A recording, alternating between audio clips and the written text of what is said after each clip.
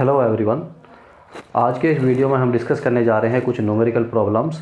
और ये numerical problems हमने यूनिट्स एंड डायमेंशंस वाले टॉपिक से ली हैं। तो आज की वीडियो में हम कुछ 4 न्यूमेरिकल क्वेश्चंस डिस्कस करेंगे और ये अपने आप में यूनिट एंड डायमेंशंस से संबंधित जो न्यूमेरिकल क्वेश्चंस एग्ज़ाम में पूछे जाते हैं तो ये काफ़ी महत्वपूर्ण है। तो आज की इस वीडियो में हम एक एक टॉपिक से एक एक न्यूमेरिकल प्रॉब्लम्स लेकर आए हैं और देखेंगे कि कैसे यूनिट्स एंड डायमेंशंस में न्यूमेरिकल क्वेश्चंस बनते हैं और उनको सोल्व हम कैसे करते हैं। तो ये अपने आप में एक महत्वपूर्ण क्वेश्चंस हैं, तो इसको आज हम समझेंगे वन बाय वन करके। तो देखते हैं कि हमारे पास जो पहला क्वेश्चन है वो ये है कि कोई भी एक हमें रिलेशन दिया हुआ है P = B √x upon a minus T square. इसके अंदर a और b ये कांस्टेंट है। P यहाँ पर हम देख रहे हैं कि पावर है और x यहाँ पर एक डिस्टेंस है और t यहाँ पर एक तरीके से टाइम है। तो यहाँ पर जो a और b जो ये कांस्टेंट है इसकी हमें यहाँ पर डायमेंशन फाइंड करनी है। दूसरा क्वेश्चन हम यहाँ पर देख रहे हैं कि f = b plus √m upon a upon x plus t। यहाँ पर t ये टाइम है, m यहाँ पर मास है, x एक तरीके डिस्टेंस है और f यहाँ पर जो है ये फोर्स है। तो यहाँ पर भी हमें a और b की डायमेंशंस हमें यहाँ पर फाइंड करनी है। तीसरा क्वेश्चन है कि we have to convert the Stefan's constant and Stefan constant is given here 5.67 10⁻⁸ joule second inverse metre -2 kelvin -4 in CGS system. हमें ये एमकेएस सिस्टम में वैल्यू दी है स्टीफन कांस्टेंट की और इसको हमें सीजीएस पद्धति के अंदर कन्वर्ट करना है। तो ये क्वेश्चन हम इसमें डिस्कस करेंगे। चौथा क्वेश्चन ये है कि हमें एक जो रोटेशनल काइनेटिक एनर्जी के है और वो बॉडी के मोमेंट ऑफ इनर्शिया और उसकी एंगुलर वेलोसिटी पर डिपेंड करती है। तो हमें जो बॉडी की रोटेशनल काइनेटिक एनर्जी है के उसका फॉर्मूला मोमेंट ऑफ इनर्शिया और जो यहाँ पर ये एंगुलर वेलोसिटी दी है इसकी टर्म में हमें फाइंड करना है। तो आइए पहला क्वेश्चन हम डिस्कस करते हैं जहाँ पर हमें यहाँ पर एक रिलेशन दिया हुआ है P = B √x a minus T square. तो यहाँ पर हमें a और b की डायमेंशंस हम कैसे फाइंड करते हैं उसको देखते हैं।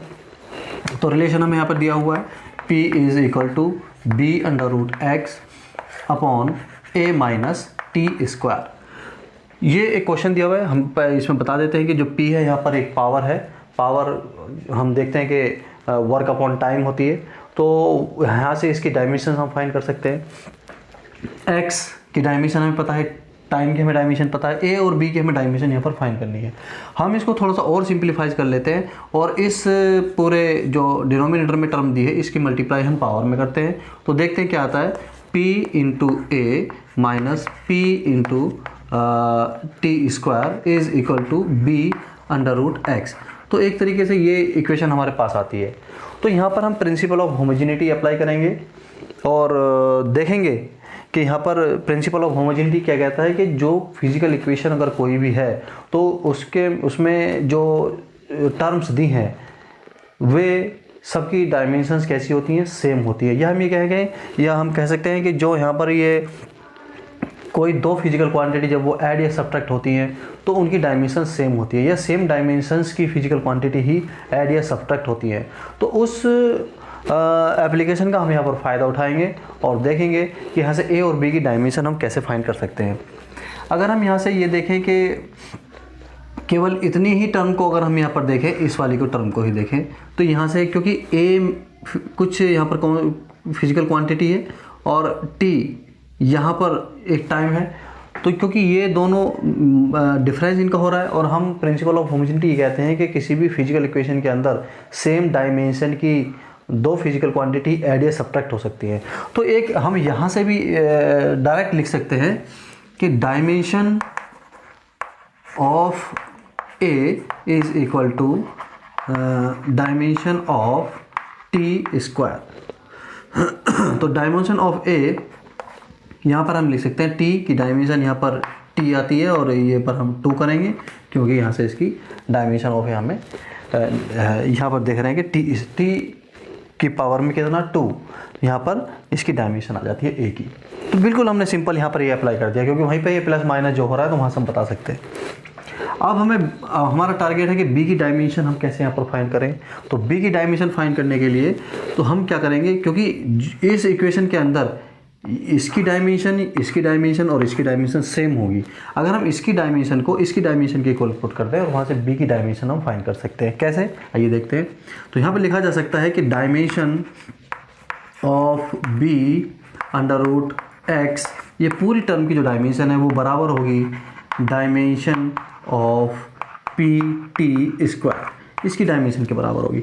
अगर हमें डायमेंशन ऑफ बी यहाँ से फाइंड करनी है तो डायमेंशन ऑफ बी अगर हम यहाँ से फाइंड करें तो हम लिखेंगे यहाँ से dimension of P into dimension of T square upon, ये अंडर रूट एक्स नीचे पहुँच जाएगा तो लिखेंगे dimension of under root x.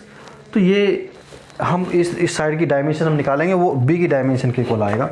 या हम ये पावर, क्योंकि पावर हम देख रहे हैं कि डेफिनेशन से power is equal to work upon time, और जो वर्क है, एनर्जी है, उसकी डायमेंशन होती है ml2 t-2।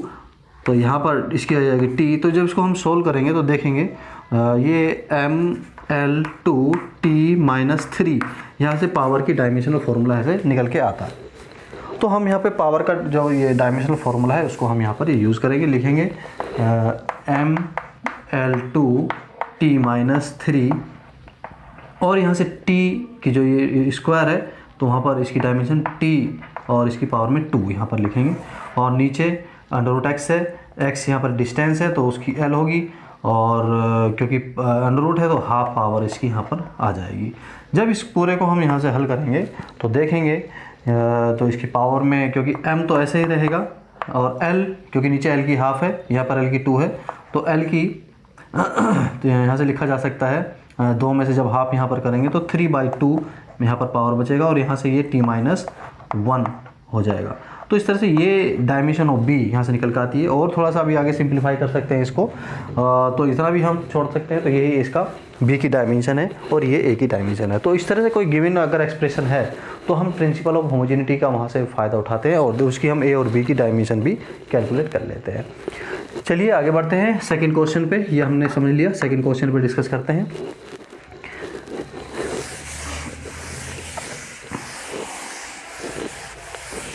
सेकेंड क्वेश्चन यहाँ पर दिया हुआ है f is equal to B plus under root M और a upon X plus T. ये यहाँ पर ये हमारे पास एक्सप्रेशन है। इसमें हम पहले बता चुके m यहाँ पर मास है, t यहाँ पर टाइम है और f यहाँ पर फोर्स है, और b अपॉन b और a, b यहाँ पर अननोन है कोई भी और a भी कोई अननोन है, x यहाँ पर डिस्टेंस है, तो a और b की हमें यहाँ से डायमेंशनल फार्मूला निकालना है। तो कैसे निकालेंगे, फिर से जैसे हमने इस पे हमने कॉन्सेप्ट यहाँ पर लगाया था, तो लिखेंगे इसको भी थोड़ा सिंप्लीफाइज कर लेते हैं। इसको सिंप्लीफाइज करेंगे, x की पावर यहाँ जाएगी तो b under root m into में x, क्योंकि ये ऊपर पहुँच जाएगा, और नीचे यहाँ पर आ जाएगा a plus T into x, ये आ जाएगा। नीचे हम देख रहे हैं कि डायमेंशन ऑफ a बराबर डायमेंशन ऑफ टी एक्स के बराबर यहाँ से आ सकती है, तो और ऊपर से आ सकती है डायमेंशन ऑफ b बराबर डायमेंशन ऑफ अंडर रूट। तो लिख सकते हैं यहाँ से डायमेंशन, जो प्रिंसिपल ऑफ होमोजेनिटी है उसके सिद्धांत को यहाँ पर लगाएंगे और लिखेंगे dimension of b is equal to dimension of under root m। ये हम कहेंगे b की जो डायमेंशन है या डायमेंशन ऑफ b जो है वो निकल के आएगा यहाँ से m मास है तो इसकी पावर में हाफ हम ये लिखेंगे। तो ये डायमेंशनल फार्मूला है किसका, b का। यहाँ से डायमेंशनल फार्मूला निकल के आया। a के डायमेंशनल फार्मूले के लिए हम क्या करेंगे, तो यहाँ पर फिर से प्रिंसिपल ऑफ होमोजेनिटी लगाएंगे और लिखेंगे कि dimension of a is equal to dimension of t into X. यह हम लिख सकते हैं कि डायमेंशन ऑफ t और मल्टीप्लाई करेंगे डायमेंशन ऑफ x। तो लिख सकते हैं यहाँ t टाइम है तो इसकी डायमेंशन हम यहाँ से t लिखेंगे, और यहाँ पर डिस्टेंस है तो इसका डायमेंशन l होगा, तो ये इसकी जो डायमेंशन आएगी lt तो डायमेंशनल फॉर्मूला इसका ए का इस प्रकार ये आता है। तो इस क्वेश्चन में भी हम प्रिंसिपल ऑफ होमोजेनिटी इस प्रकार से लगाएंगे और देखेंगे कि अगर किसी भी फिजिकल एक्सप्रेशन के अंदर कोई भी अननोन हमें दिए हुए हैं, कोई कांस्टेंट हमें बताए हुए हैं, तो इस तरह से हम उसकी डायमेंशनल फॉर्मूला निकाल सकते हैं। आगे तीसरे क्वेश्चन पे बढ़ते हैं और देखते हैं।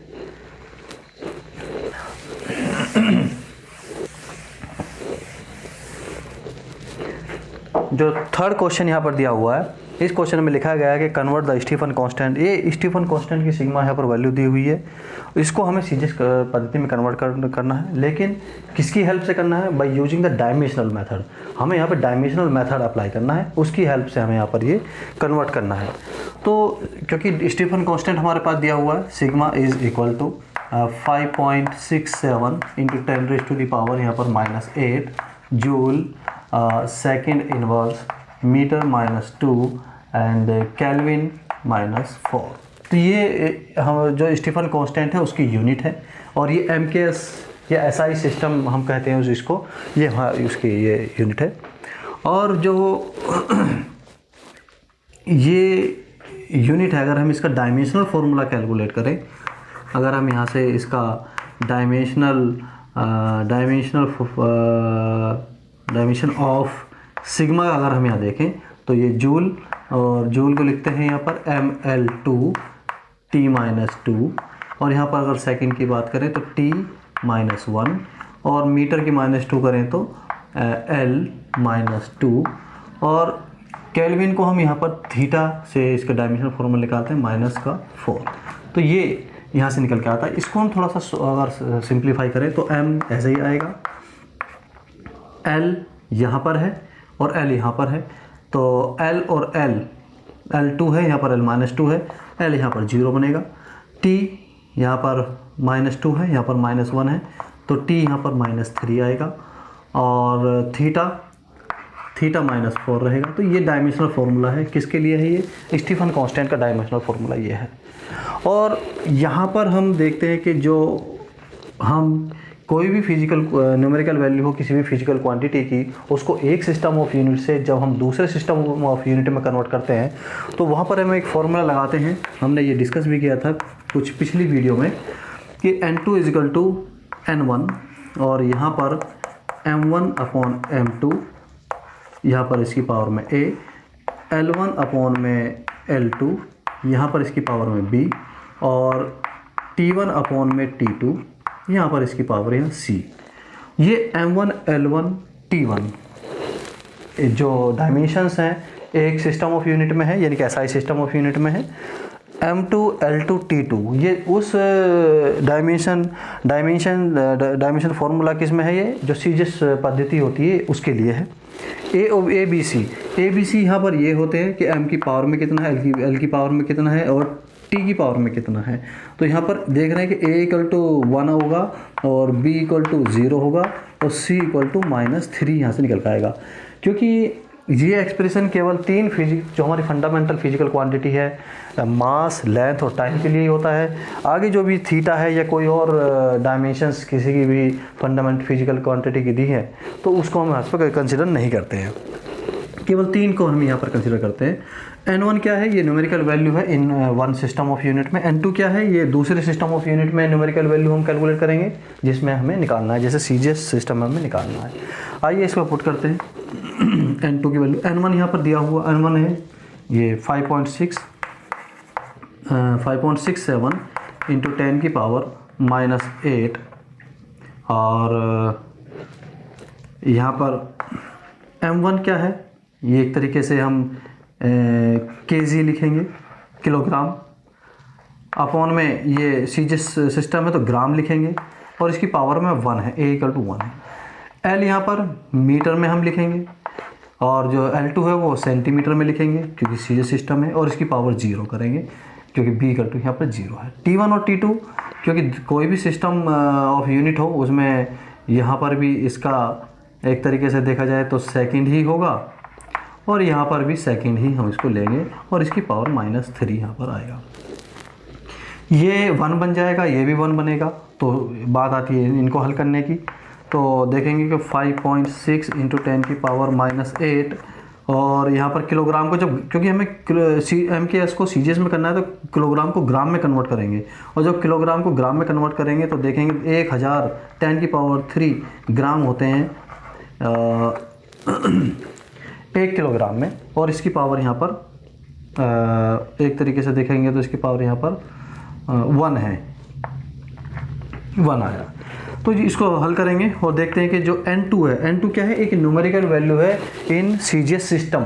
कोई भी फिजिकल क्वांटिटी जो दी हुई है उसकी न्यूमेरिकल वैल्यू है। N1 यहाँ पर क्या है, N1 यहाँ पर आया, ये हमने पुट किया। N2 यहाँ से कैलकुलेट होकर आएगा क्योंकि 10⁻⁸ है, ये 3 आएगी, तो 5.67, यहाँ भी 7 आएगा, इंटू 10⁻⁻5। ये न्यूमेरिकल वैल्यू है इन CGS सिस्टम में। N2 = यहाँ से आया है।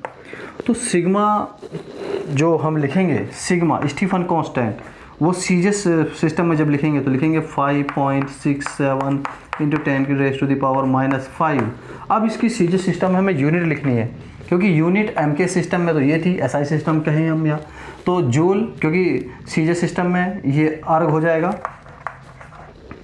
और सेकंड इन्वर्स तो ऐसे ही रहेगा टाइम, और मीटर सेंटीमीटर -2 हो जाएगा, और केल्विन -4, ये ऐसे कैसे रहेगा।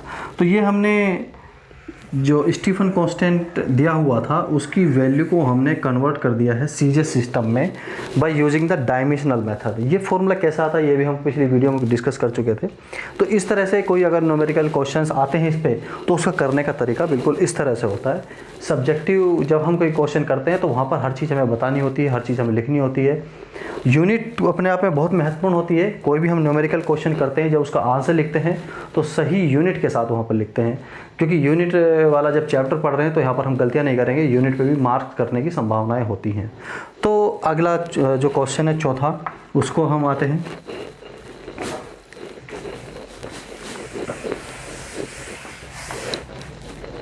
यहाँ पर फोर्थ क्वेश्चन में दिया हुआ है कि हमें जो के रोटेशनल काइनेटिक एनर्जी है इसको बताया जाता है। रोटेशनल काइनेटिक एनर्जी क्वेश्चन अपने आप में क्या है कि कोई बॉडी अगर किसी घूर्णन अक्ष के परितः घूम रही है तो उसकी रोटेशनल काइनेटिक एनर्जी जो होती है वो उस बॉडी के मोमेंट ऑफ इनर्शिया पे डिपेंड करती है, और जो उसकी एंगुलर वेलोसिटी है उस पर डिपेंड करती है। तो हमें उसकी रोटेशनल काइनेटिक एनर्जी का फॉर्मूला, हमें उसकी स्थापना करनी है किसके पदों में, मोमेंट ऑफ इनर्शिया और एंगुलर वेलोसिटी के टर्म में करती है। जब इस तरह के क्वेश्चन आते हैं तो हम उनको लिखते हैं कि जो काइनेटिक एनर्जी है, जो रोटेशनल काइनेटिक एनर्जी है एक्चुअल में, जो ये घूर्णन गतिज ऊर्जा इसको हम हिंदी में बोलते हैं, रोटेशनल काइनेटिक एनर्जी जो दी है, it depends on the moment of inertia of the body I and angular velocity of the body omega, और यहाँ पर हम इसकी पावर A और इसकी पावर B मानते हैं। और जब ये हम प्रोपोर्शनलिटी साइन हटाते हैं तो एक प्रोपोर्शनलिटी कांस्टेंट लगाएंगे, स्मॉल k हमने बनाया, I मोमेंट ऑफ इनर्शिया है की पावर A और एंगुलर वेलोसिटी पावर B, इसको इक्वेशन 1 मानेंगे। ऐसा क्वेश्चन हम पहले भी डिस्कस कर चुके थे कुछ पिछली वीडियो में, कि अब हम क्या करते हैं, दोनों साइड की डायमेंशंस हम पुट करते हैं। ये क्या है, रोटेशनल काइनेटिक एनर्जी है, क्योंकि एनर्जी है तो एनर्जी की डायमेंशनल फॉर्मूला वही होगा mL2T-2। ये कांस्टेंट है, इसकी कोई डायमेंशन नहीं होगी, इसको हम ऐसे ही रखेंगे। यहाँ पर मोमेंट ऑफ इनर्शिया है, मोमेंट ऑफ इनर्शिया की डायमेंशन क्या होती है, क्योंकि I = mr² होता है यहाँ पर, मास एंड डिस्टेंस का स्क्वायर, तो mL2, तो mL2 यहाँ से इसका डायमेंशनल फॉर्मूला हो जाएगा मोमेंट ऑफ इनर्शिया का। और यहाँ पर जो ये एंगुलर वेलोसिटी है पर सेकंड इसकी यूनिट होती है, तो पर सेकंड का मतलब है इसकी जो डायमेंशनल फॉर्मूला बनेगा वो T-1 बनेगा, और इसकी पावर B और यहाँ पर इसकी पावर A। इसको थोड़ा सा सिंप्लीफाई करते हैं और देखते हैं यहाँ पर क्या आता है, m की पावर A बनेगी, l की पावर यहाँ पर 2a बनेगी, और t की पावर यहाँ से -b बनेगी। अब यहाँ से आगे हम दोनों साइड में जो डायमेंशंस दी हैं, जो पावर यहाँ पर हैं, उनकी कंपैरिजन करते हैं। तो देखते हैं कि यहाँ से a = 1 निकल के आएगा, क्योंकि यहाँ पर m की पावर a है, यहाँ पर m की पावर 1 है। और यहाँ पर जो, क्योंकि हमें a और b की भी वैल्यू फाइंड करनी है, तो यहाँ पर देखते हैं कि t की पावर -b है और यहाँ पर t की पावर -2 है, तो b = यहाँ से 2 निकल के आता है। तो जब ये ए और बी की वैल्यू हम यहाँ पर इक्वेशन 1 में पुट करते हैं तो रोटेशनल काइनेटिक एनर्जी जो फॉर्मूला बनता है वो के आई ओमेगा 2 ये बन के आएगा। एक्सपेरिमेंटली हम देखते हैं कि इसकी वैल्यू हाफ के इक्विवेलेंट आती है, तो K is equal to half I omega square. यहाँ तक भी छोड़ सकते हैं क्वेश्चन को, लेकिन यहाँ तक करेंगे तो और ज़्यादा अच्छा होगा।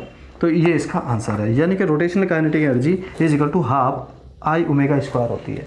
तो इस तरह के क्वेश्चंस को हम इस तरह से कर सकते हैं, चाहे कोई भी फिजिकल क्वांटिटी दी हो और वो किस किस पर डिपेंड कर रही है, तो इस तरह से हम उसका एक्सप्रेशन बना लेते हैं और वहाँ से जो भी पावर में ए बी सी आती हैं उनकी वैल्यू को फाइंड करके फिर से उसमें पुट करते हैं और इस तरह से हम यहाँ पर ये फॉर्मूला ड्राइव कर सकते हैं by using the dimensional method. तो ये कुछ क्वेश्चन हमने यहाँ पर डिस्कस किए। आगे भी हम जो एरर एंड मेजरमेंट्स वाला जो टॉपिक हम डिस्कस कर रहे थे उस पर भी इस तरह के कुछ न्यूमेरिकल प्रॉब्लम डिस्कस करेंगे। तो आज की इस वीडियो में इतने रखते हैं।